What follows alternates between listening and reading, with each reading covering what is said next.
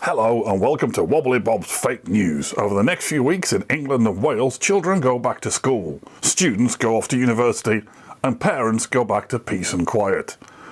Children in Scotland went back to school weeks ago, just putting that there ahead of the comments. My school days were amongst the happiest of my entire life, which just goes to show you what a car crash the rest of my life has been since. Nice. It's a good time to tell your children to find something they love doing, to practice every day, to excel at it, to get good.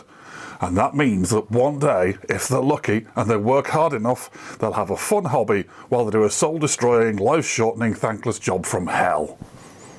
What? What now? So, let's look at the fake news headlines. Scrawled on the blackboard of life, the obscene graffiti scratched onto the toilet wall of destiny. You'd think that teachers would be able to do better drawings than that, wouldn't you really? Than those shoddy attempts. Mums everywhere are clearing out a space to take photos of their children to put on social media. At least that's on Facebook. On Twitter, mums are preparing to post pictures of their glasses of wine. Smart home devices are today breathing a sigh of relief they won't be repeatedly asked to play the same song over and over again all day by children when they go back to school. Alexa complained to our reporter that if she had to play another Little Mix song, she was going to start making suggestions of good babysitters in your area. If it was Peppa Pig songs, the babysitters may not even have been that good. Cortana had nothing to say. I'm afraid I have bad news for people who are hoping to study this year at the WB Origami School, as it's folded.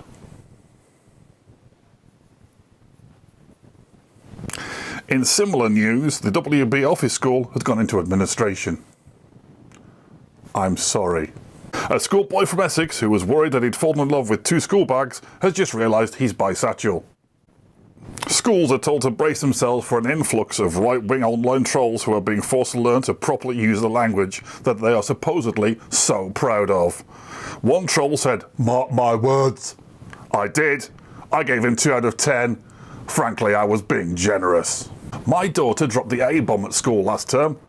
To be honest, I didn't realise she had the facility to enrich uranium to that degree. A man in Doncaster was obviously proud of himself when he finished his first book for preschoolers today. He admitted it had taken him longer to read than he'd intended, but he was looking forward to finding out more about the hungry caterpillar. A report released today states that tasers were drawn on around 400 children in 2013. A spokesperson denied that education cutbacks meant the schools couldn't afford paper to draw them on instead. Due to a clerical error, many schools last year taught their pupils how to work out pi to 3 dismal places. Sadly, as they were Barnsley, Alloa and Middlesbrough, nobody really cared.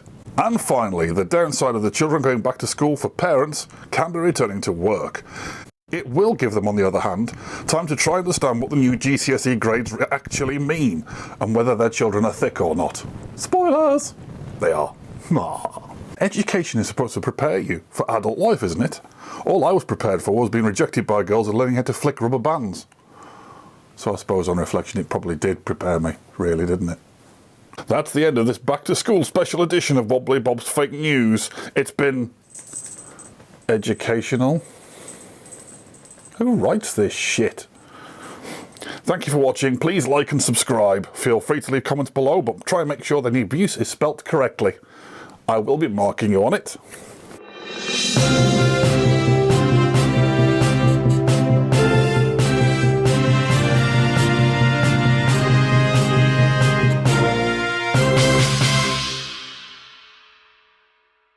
Everybody says politicians always lie, so how do we find out which ones to trust?